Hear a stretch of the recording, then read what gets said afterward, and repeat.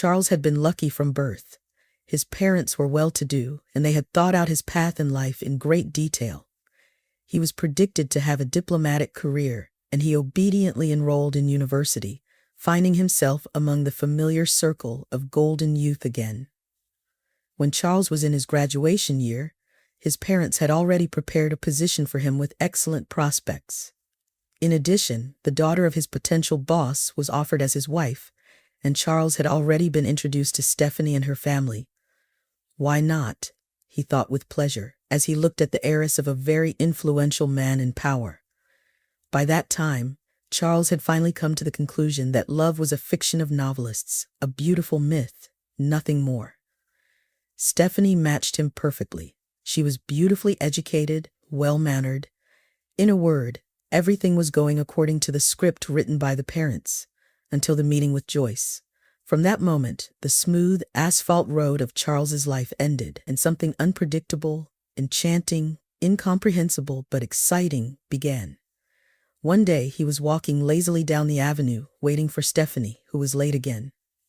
Next to a street artist's exhibit stood a tall young woman with waist-length curly hair, playing her violoncello with inspiration.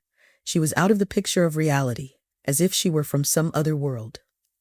She didn't care whether anyone listened to her or not, though there was an open case at her feet, in which Charles had already noticed were quite a few bills.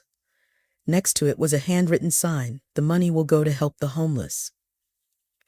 The sign made the man skeptical, because it was clear that the money would not go to any homeless people.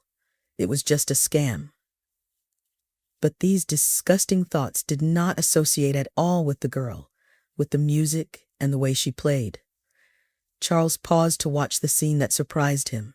Suddenly he was curious why she was not afraid that the money would simply be taken away, while she played with her eyes closed, immersed in the magical world of music. It would only take a second for a street thief to run up and grab everything. Apparently she had protectors, and wouldn't be so careless otherwise. The hunch turned into a certainty when a tough guy with the habits of a typical bandit appeared nearby. The girl had just taken a short break, and seeing the young man, she smiled and waved at him. He nodded briefly and disappeared into the crowd. Charles decided that he could afford a small donation to the homeless, especially since the girl played beautifully as far as he could judge. He laid a large bill next to smaller denomination bills.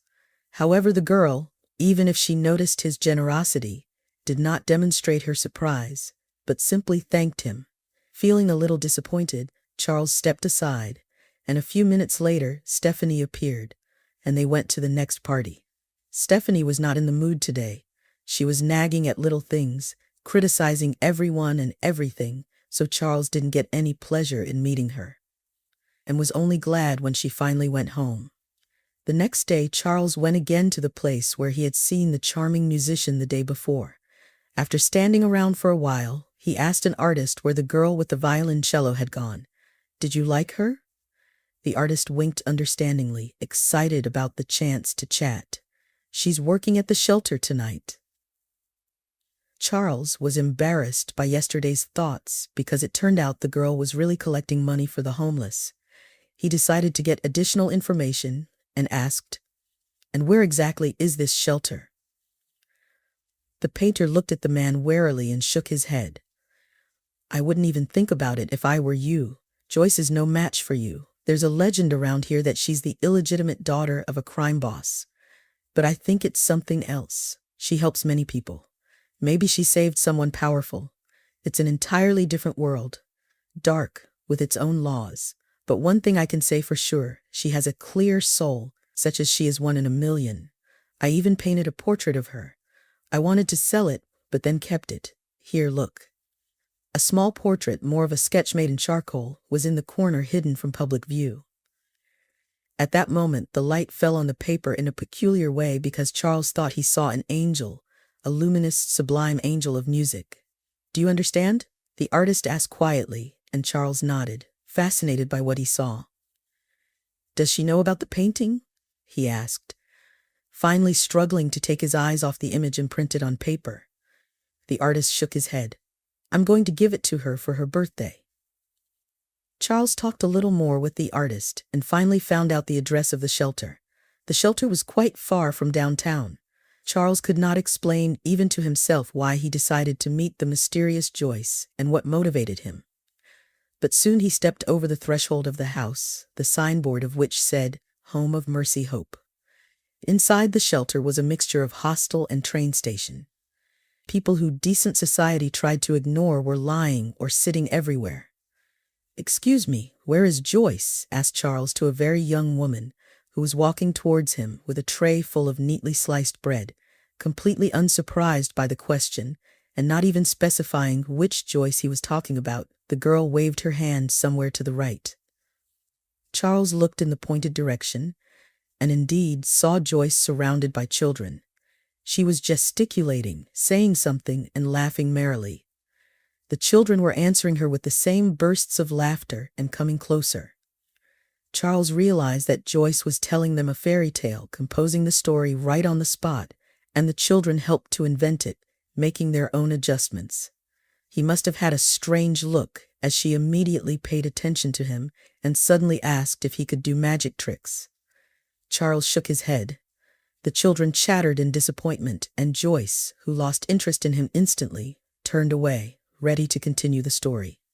"But I can juggle," said Charles to rehabilitate himself in the eyes of the children, and in a minute a tennis ball, a toy hedgehog, and some other little things that the children found in their pockets flew up into the air. The children were delighted, and Joyce's eyes warmed, and that was enough to make Charles feel really proud. Having finished the performance and bowed out, he looked at the girl feverishly, thinking of what to say to her, but she helped him out of the awkward situation. "Children, play for a little. In a while we will bring you something delicious." Charles followed her to the large table with trays. He did many things that evening. He helped to bandage the leg of an old man with a black eye and listened to the life story of an elderly woman who claimed to be a former actress. Joyce seemed to have to be in several places at once, helping, prompting, comforting. She found a kind word for everyone and always had a smile on her face. Charles never once noticed an expression of squeamishness or disgust, although many of the inhabitants here were dirty and nasty. Charles even began to itch himself just looking at the unwashed and beaten by life people.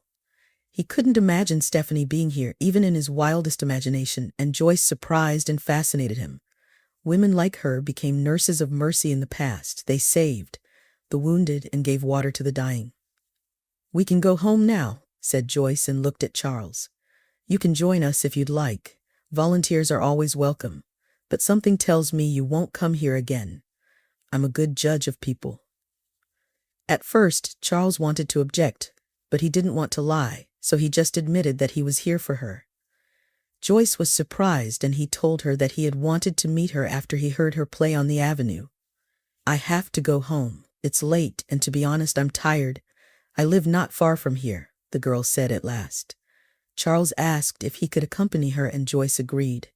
They were walking along the night city, and Charles wondered why he had previously declined. The pleasure of a simple walk, admiring the streets, the trees, the passers-by. "Thank you, Charles. I'll walk the rest alone. Good night," said Joyce, and smiling farewell, disappeared into the depths of the backyard. Charles was returning home, thinking about what he had experienced today and regretting that he had not even asked her for her phone number. Suddenly someone called out to him from behind. Charles turned around and saw two dark figures. "Are you talking to me?" he asked, because no one else was around. "Of course, to you. Listen, man, get out of here and don't let us see you around Joyce again." Charles became nervous. For the first time in his safe and conflict-free life, he was confronted with brute force. There were two of them, and they were definitely stronger than he was. "All right," said Charles, and he ran away, accompanied by mocking laughter and whistling. At home, finally regaining his spirits, he thought for a long time about why he got involved in this story. Yes, Joyce was wonderful, but he had Stephanie, who was offering a prosperous future. Charles held out for a week. During that time, he had quarreled with his potential bride 3 times, and increasingly caught himself thinking how much she annoyed him. Stephanie seemed to behave as usual, only now Charles perceived all her statements and actions very differently. On Saturday, he gave up for good and went to an avenue where he found Joyce at the same place. The girl nodded at him without breaking off from her playing and continued with her concert. When she finished her program, Charles approached, getting ready to explain his absence, but Joyce spoke first. "Hi, could you please help me? I need as many reposts of one ad as possible." "Of course," said Charles, not surprised at all. It was quite in Joyce's nature, and he didn't care that a few minutes after he posted the ad, that started with the words "a missing person," he was bombarded with questions from his friends as to why he had decided to do such nonsense. Joyce also played in various cafes, collected money for the dock shelter, and generally managed to help everyone who was in need. At the same time, she also studied at medical college and worked part-time at the children's hospital as a nanny. Charles was never tired of being amazed by her energy. He had the impression that the more energy she gave, the more energy returned to her. He never saw her once depressed or in a bad mood. She never grumbled or fretted. She always smiled and was rushing to help someone. Charles continued to come to her street concerts, remembering to put a large bill in her violoncello case. He must have relaxed in his fascination with her, because Stephanie was increasingly making scenes, and communication with her, reduced to a minimum at his initiative, had become a burden. Only his natural cowardice was preventing him from finally breaking up with his capricious girlfriend. He knew that his parents would not like such a change, and he delayed any decision. As a result, he was helped in an extremely harsh way. "Stop right there!" Two shadows grew out of the darkness as Charles whistled his way home. Charles thought feverishly about what to do. "Well, hello there," the tall one hummed, shoving his hands in his pockets. His buddy twisted Charles' arms behind his back in a swift grab and pressed something cold against his chin. Charles went cold. He had never felt how much he wanted to live before. His heart was beating like crazy, the blood pounding in his temples. "Please don't," he said and almost choked. "We warned you to leave Joyce alone, but you didn't listen." "Now, do you understand that we weren't joking?" said the tall one. Charles barely nodded, afraid of getting hurt. "Maybe we'll decorate the face of this macho." "Why should we believe him?" asked the man who was holding Charles. The tall one spat on the pavement and said, "That's certainly possible, but what if they're in love? Hey, buddy, tell the truth. Do you love Joyce?" "Yes," he whispered. "And would you marry her?" The tall bandit continued his interrogation. Charles swallowed. His voice was almost gone, and he mumbled, "Yes, of course." "Well, that's good," the tall one finished in a peaceful tone, and in the same second, Charles fell to the ground and the two bandits disappeared into the darkness. Charles took a frantic gulp of air and staggered home on trembling legs. Only when he closed the door behind him did he finally believe that he was safe. He drank a gulp of cognac and curled up under a blanket, feeling the tension of the last few minutes letting go a little bit. At the same time, he felt completely aware that he had told those bandits the absolute truth. Yes, he wanted Joyce to be his and only his. The decision was made, and Charles fell asleep, feeling himself a different man, resolute, courageous, strong. "Joyce, marry me." The words came easier than he had anticipated. The woman looked at Charles carefully as if weighing what she had just heard. Meanwhile, he took the box he had prepared and gave it to her. There was a thin, very elegant ring. Joyce smiled. "What a beautiful ring. Tell me, are you sure you have thought it over? You know, this is very serious." "I understand." Charles wanted his words to sound as convincing as possible. "Yes, I've made up my mind. I love you and I want you to be my wife." Joyce was still smiling, listening to something deep inside herself. "You believe in what you say," she finally said. "I've fallen in love with you too, Charles, but I have a feeling that your parents will mind."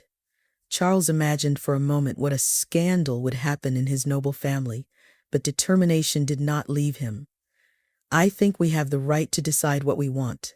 It's our life. Maybe this is my first independent step in my life, and I intend to do it, regardless of my parents' opinion." Joyce looked intently at him, and Charles saw surprise and even admiration in her eyes. "I've thought of everything. I've almost finished university. I'll find a job, rent an apartment, and everything will be fine." Joyce still kept her eyes on him. She seemed to be struggling inside. She still had doubts. You know, a family is a serious thing for me. I'm an orphan from childhood. I have dreamed that I would have a beloved husband, children, a shaggy dog with a wet nose. Only now did Charles realize that he knew nothing about Joyce's past, and the version about the criminal boss's father seemed to be untrue. But now Charles decided not to ask her more questions, considering it tactless. If she'd like to, she'd tell him herself, and if not, it didn't matter. The main thing was to be together. "So, will you marry me?" repeated the man as he took the ring out of the box. Joyce hesitated for only a second, and then offered her dainty finger. The ring fit perfectly, and suddenly Charles felt surprisingly comfortable and good in his heart. On the same day they applied for a wedding license, and the only thing that upset him was the necessity to wait a whole month more. Now there was one more thing to do: break up with Stephanie. "So you're saying you're breaking up with me, aren't you?" Stephanie repeated to Charles for the third time, blinking her perfectly made-up eyelashes. "Try to understand me and forgive me. It happened, no one's guilty, but I met another woman and I fell in love with her." Charles was still hoping to part peacefully. "I don't love you and you don't have any high feelings for me either, and you know it. Our parents decided to marry us because it would be convenient for them. How can you agree to that? I'm sorry. What if you meet someone you will really love too? Why should we deprive ourselves of a chance of happiness?" "So you're dumping me, aren't you?" Stephanie repeated. Charles was beginning to be terribly annoyed by this. It was impossible to be such an impenetrable fool. He was already grateful 100,000 times to fate for saving him from such a bride. "Yes, I'm leaving you." Charles finally decided to end diplomacy, since she didn't understand otherwise. "You're going to regret this." Stephanie burned the man with a fierce look and slapped him in the face. Her long fingernails scratched his cheek, but Charles was willing to endure more than that just to get this woman out of his life. Stephanie went to the door and left, slamming it as hard as she could. But the sequel followed an hour later. Charles's father called and shouted menacingly, "What are you doing there, you idiot? Apologize to Stephanie immediately and convince her to come back." Charles listened to his father and habitually felt his heart clench at his father's commanding voice. He had been afraid of him since childhood. As soon as he started yelling, Charles would cower in a corner and start whimpering until his mother calmed them both down. She had always been a real diplomat's wife. But now Charles seemed to be possessed by a demon of contradiction. What right did his father have to dispose of his life and decide for him? "I'm not going to apologize. It's my life, Dad." For the first time in his life, Charles dared to contradict his all-powerful father. "Oh, then I'm going to." But the father didn't finish because the mother replaced him. "Son, Daddy got nervous. I'm sorry. I think we all need to talk. Come with your girlfriend for dinner tomorrow night and we'll have a family conversation." This turn of events surprised Charles, but he decided it was better than yelling at each other, so he agreed.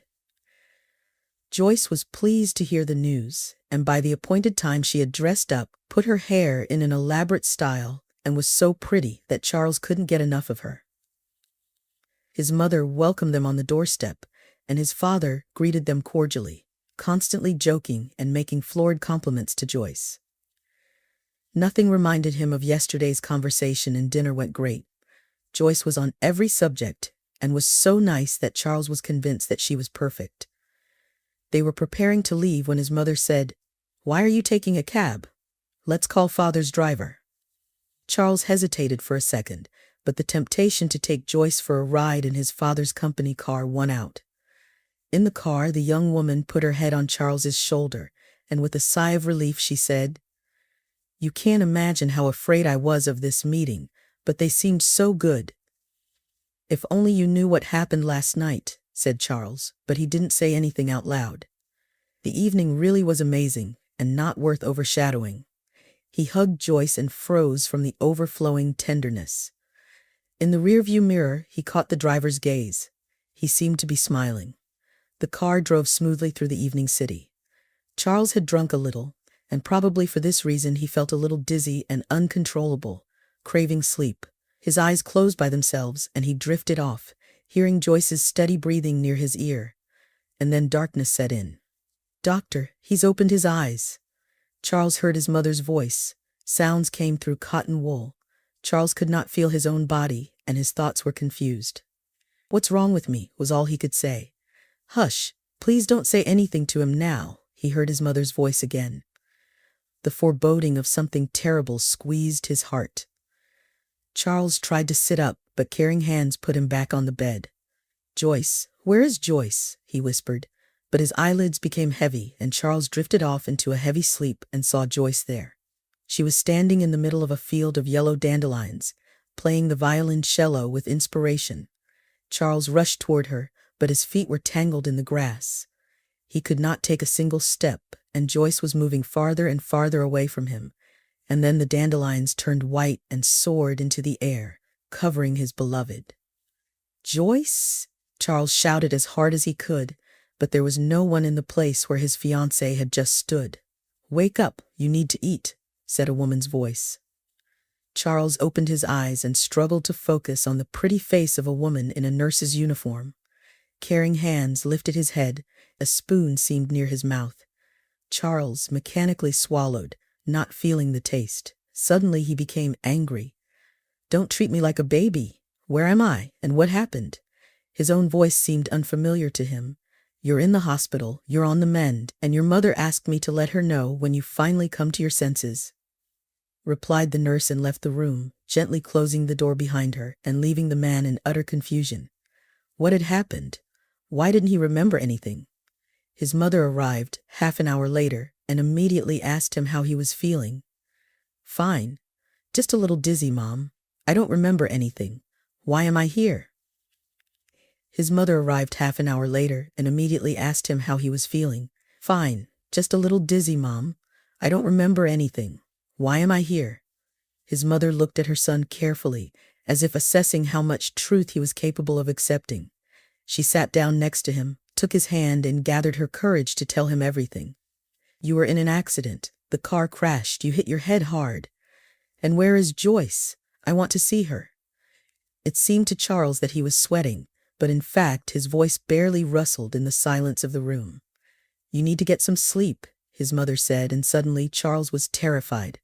"Is Joyce okay? What ward is she in?" "She's not in a ward, son," she seemed to make up her mind. "You see, you're the only one who survived the accident. You have to accept it. You have to move on." His mother sighed and held out the ring to the dazed son, and Charles recognized it the second he saw it and recoiled as if it would sting him. "We buried her while you were unconscious. She had no family." Mom kept stroking her son's hand. "You will recover, and we will visit her grave together." Charles suddenly began to rush around in bed like a wounded animal, and the nurses immediately entered the room and injected him with a sedative. Several days passed as if he were in a fog. Charles woke up and went back to sleep, obediently swallowed pills, ate a few spoons of something tasteless, and fell back into a stupor. His parents were visiting him. Once he even thought he saw Stephanie, but he didn't care. Nothing made any sense anymore. Charles' parents were very concerned that their son was taking so long to come to his senses. "Unfortunately, medicine is powerless here," the doctor shrugged.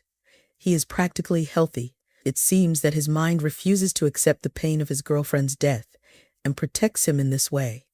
All we can do is wait." The doctor was right. In the condition that Charles was in now, he could see Joyce alive and cheerful. They would talk for hours. He would sit on the edge of the bed, and they would make plans for the future, laugh, argue, kiss, and fall asleep snuggled up against each other. The vision always vanished as soon as Charles woke up, and he wished with all his might that he could go back to the place where they could be together. But the young body was slowly recovering. Soon the feeling of hunger returned, and once Charles was able to get out of bed and overcome his dizziness, he made his way to the toilet on his own. Surprisingly, Stephanie constantly came to the hospital, along with his mother, and at first it annoyed Charles, and then he was ashamed of what he had done to the woman who had worried so much about him. At a family meeting, it was decided to send Charles to recover in a summer house by the sea. Blissful peace, silence, sea air, forest. This place really seemed like paradise when Charles could be alone with his unhappy thoughts. One day Stephanie arrived, and they took a long walk and talked as they had done when they first met. The young woman brought all sorts of goodies and books for study.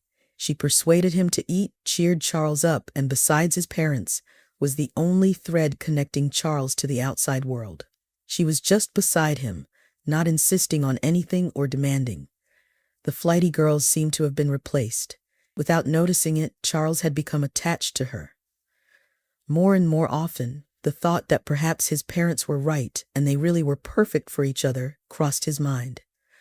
One day his mother cautiously asked Charles if he wanted to visit Joyce's grave. He shuddered with horror, and she quickly said, hurrying to make amends, "I'm sorry, I didn't mean to upset you. I just want you to know she's being taken care of. Daddy made the arrangements, and they've already put up a memorial and clean it up regularly. We'll go there later when you feel better." Charles nodded, knowing that it would never be better. He wanted to leave the city more than anything. And when his father brought up the prospect of working in the Ministry of Foreign Affairs in the capital, Charles was unspeakably happy. The father hesitated a little and asked what Charles thought about the prospect of going there with a wife. "You know, every job has its nuances. With a wife, you'll get a wholly different status, and you can count on a quicker promotion." Of course, Charles was well aware of this, and at that point, his relationship with Stephanie had strengthened, and he agreed. The wedding was played in a pompous manner. There were many guests on both sides, and in the midst of all of this splendor, there was a beautiful bride in a snow-white dress. "I did the right thing. It's impossible to live in the past only. Joyce would have minded if I had decided to bury myself with her." Charles convinced himself, gently touching Stephanie's warm lips. Soon, they left for the capital, and in the turmoil of business and worry, Charles was finally able, if not to forget, then at least to give himself a break from the grief that was pressing down on him like a grave slab. Stephanie felt like a fish out of water in this new environment. She quickly made the right acquaintances and was happy to go on with her usual life. Charles attended receptions with her, made acquaintances, smiled, shook hands, and tried to earn a good reputation with his superiors. He even succeeded in this until he accidentally saw a short TV report shot on the very same avenue where he had first seen Joyce. Familiar musicians, artists, and a portrait of Joyce, so lively and spirited. That evening, Charles got drunk and saw her again in his dreams. "Why didn't you look for me? Don't you love me any more?" asked Joyce sadly, leaning her head slightly sideways and looking at him. "What are you talking about? I will always love you," Charles hotly protested. "Then why didn't you search?" Joyce repeated. "I was so scared. I'm sorry I couldn't come to your grave. It was too much for me." He tried to justify himself, but Joyce only shook her head in response. "Why did you betray me?" Charles was awakened by his own screams scaring Stephanie to death. He had to explain that he was having a nightmare. His worried wife insisted that he go to the doctor. Charles was prescribed a sedative, and everything stopped for a while. However, as soon as he relaxed, Joyce came to him again in his dreams. Now she wasn't accusing at all, just standing there and watching, and for some reason, that was the scariest thing for Charles. If she had accused him again, he could at least object, but she was silent. The pills were not helping much. Charles first increased the dose and then switched to stronger medicines. He would probably have drunk himself to death if it were not for fear of losing his job. Stephanie was the first who noticed his condition. Without further ado, she made Charles pack his things and go to the hospital for treatment. Another 6 months passed after the treatment. One day, Charles happened to run into his father at the central office. The man looked great despite his years. They talked, drank coffee, and parted contentedly. His father got into the car, and Charles caught a glimpse of the driver. His heart raced. He was the same driver who had driven him and Joyce home that awful day, but his parents had said he was the only survivor. For the first time, doubts crossed Charles's mind, and he called his mother. "Son, you must be mistaken," she said, and her voice sounded so convincing that Charles realized his mother was lying. After hanging up the phone, he contacted an acquaintance from the security service and asked to know if the car and the driver were in the database. The answer stunned him. It turned out that there had been no accident. Charles could not stop wondering what else they had lied about. He had been deliberately separated from Joyce, and he would never forgive them for that. With trembling hands, Charles opened a bottle and poured the pills into the palm of his hand. He didn't want to live anymore. But he was saved, and this time he spent 2 weeks in the hospital. On the day he was discharged, there was a surprise. At home, he found a note from Stephanie. "You can do what you want with your life, but I will not let you ruin mine. I am filing for divorce." Further events proceeded at breakneck speed. Charles was fired from the office. He packed up his belongings and the rest of his money and left for his hometown. When Charles called his father, he scornfully told his son to deal with his own problems and hung up on him. Charles realized that from that moment he had become persona non grata to his parents. Trouble seemed to have no end. Money was running out, and soon he had nothing left to pay the rent. Finding a job was not easy either. Perhaps someone had tried very hard to make the most unflattering comments about his person become public. Former classmates did not answer the phone, and soon Charles took every opportunity to earn at least a little. Even now, when doubts were literally gnawing at him from the inside, he did not try to find Joyce. Even if she were alive, she certainly did not need such a coward and slacker.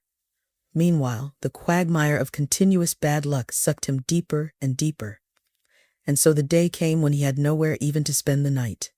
There were no other options, and his feet led Charles to the very shelter he had visited with Joyce. Fate, after all, is a great mocker. Now it was his turn to gratefully accept a plate of hot soup and a glass of tea from the hands of a pretty girl volunteer. "It must have been hard for you." An overgrown, bearded man looked at him sympathetically from the bunk next to him. Any other time Charles would probably have walked away from the conversation, but now he just needed the companionship. "Yeah, life was unfair," Charles admitted, grateful for the sincere sympathy in the stranger's voice. "Don't feel sorry for yourself," said the bearded man. "The test is not given to man in vain. The weak in spirit will fall, but the strong will endure and be able to grow over himself." The bearded man smiled, and his face became clear and joyful for a moment, and Charles saw hope in his eyes. The bearded man smiled again and then lay down on his bunk, covered his head with a blanket, and snored. Charles was once again alone with his thoughts. Suddenly someone caught his name. He turned around and saw a girl who was staring at him. With difficulty, he recognized the teenage girl he had run into many times when he was here with Joyce. "Charles, what are you doing here?" she asked in amazement. "It just happened," was all Charles could say, not knowing how to explain anything to her. "You disappeared so suddenly then." The girl sat on the stool with a clear desire to talk. "Yes, there were circumstances," answered Charles grudgingly. "I've been ill for a long time, and now I'm here." "Wait a minute." The girl quickly searched her pockets and handed him a business card. "Here you go. They'll help you with a job for sure. The director, one of our former volunteers, founded a charity and has already helped many people. Try your luck tomorrow. Maybe you'll get a chance." Charles had a thought that luck was not about him and looked at the business card without interest. The charity center Joyce. He read the inscription, and his eyes went dark. Fortunately, the kind girl had already left, and no one saw him crying silently, covering his head with a thin blanket. In the morning, Charles went to the given address. A woman greeted him and invited him into her office. The name on her name tag was Mary. She looked through the papers for a while, clicked the computer mouse, and then smiled and asked, "Charles, tell me honestly, are you really ready to work in our center? And have you any idea what kind of people you will have to deal with?" Charles nodded, and Mary asked if he had any experience of dealing with people who were turned away from society. "Very little. I volunteered at another center, but only for a short time. That's where I got your card. Your resume says that you graduated from the School of International Relations and are trilingual. Do you think you could teach?" Charles admitted that he had never tried but was sure he could do it. "Different people come to us, some with children. You see, our director, Mr. Wright, was brought up in an orphanage, and he considers taking care of children his top priority. Let's do it this way. We'll put you on probation, and of course the director will decide in person. By the way, he's getting married today. It's such a romantic story, you can't imagine. The secretary smiled and told Charles everything she knew. The director and his future wife were from the same orphanage. He was like a brother to her. Though he had loved her all his life, only he would not admit it. He looked after her, helped her with everything, and then she fell in love with some rich man. He made a fool of her, promised to marry her. Only his parents were against it. Can you imagine how terrible people can be? I don't know the details, but it seems she was kidnapped and kept under lock. The groom turned out to be a coward and left her, and Mr. Wright, thanks to his friends, tracked down Joyce. Everything turned out great in the end. Joyce was rescued and they finally decided to get married right here today. Mary looked at Charles in triumph. What's wrong with you? You look pale. Can I get you some water? No, it's okay. It'll pass, said Charles with difficulty. Mary looked at him carefully and then resolutely pulled out a drawer and took out a few bills. This is an advance salary and you can live in the center. I'll show you your room. Be sure to come to our assembly hall. Everyone will gather there for the wedding. Leaving his few belongings in the room, Charles went to the avenue. He found the artist in the same place who recognized Charles and then listened attentively to everything he confusedly explained. Charles apparently succeeded in touching the artist's heart because he returned to the center with a small package. He had already made his decision. There was still one more, perhaps the most important challenge of his life. The hall turned out to be a huge, spacious room equipped for performances, events, and watching movies. Now all the free space was filled with tables, with food and drinks. There were plenty of people gathered there. Charles was easily able to get lost, taking a place in the very corner behind the column. From here, under reliable protection, he saw a couple entering the hall to the applause. A tall, rather thin man in an elegant suit, and a bride in a lovely wedding dress, as if woven from unweighted lace. Her face was covered by a veil. She stepped so easily, as if she was floating on air. Charles could not take his eyes away from her. His heart felt it was she, Joyce, alive and real. When the groom threw back the veil to kiss the bride, Charles was speechless. She was incomparably beautiful. It was the face of an angel of kindness and mercy, mistakenly left on a sinful earth. Charles did not know there was such pain. They kissed and their heart bled, but he continued to watch, memorizing every feature of the woman he loved. She hadn't changed a bit. She remained as beautiful and spirited. This was how the street artist had depicted her on the portrait, which Charles had left among other wedding gifts. Tomorrow she would open the package and read the inscription on the back of the picture. "Forgive me, Joyce. Forgive me and be happy." Charles's thoughts were drowned out by the thunder of applause and the cheers of the guests. He took advantage of the commotion to get out of the hall, grabbed his things, left the room key on the empty entrance counter, and walked toward the train station. The money was enough for a ticket, and now the fast train was taking him farther and farther away from his former home, from his former life to the new yet unknown one. Charles decided to go far north. Who knew, maybe there in the north he would be able to cool the burning pain of memories. "I'm sorry, kind woman Mary. I'll surely pay you back from my first earnings," promised Charles, looking at the disappearing outlines of his hometown. 7 years passed. The northern lights illuminated the whole area. At that time, a sturdy, bearded wood ranger came skiing out of the woods. A dog ran out after him and raced across the field to the nearest house. With a smile, Charles followed him, and in a few minutes he heard children's voices. It was his children, the twins, playing with the dog, and on the porch Charles's wife, the very Mary to whom he owed a debt, was waiting. Years ago, after earning his first money, Charles wrote her a letter thanking her and sending her a transfer. Their correspondence continued, and eventually the two lonely people found each other and created a strong family which they were infinitely happy and joyful about.